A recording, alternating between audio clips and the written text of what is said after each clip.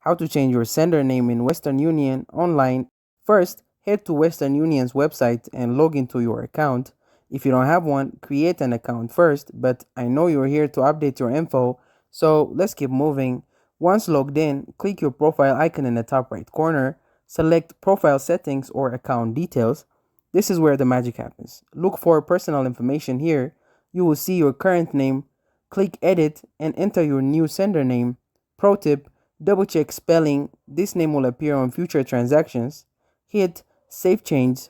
You might need to confirm via email or SMS. If prompt, follow the steps to verify your identity. Security first, right? Heads up, if you have sent money before, past transaction won't update. This change affects future sends only. If you hit a snag, contact Western Union support.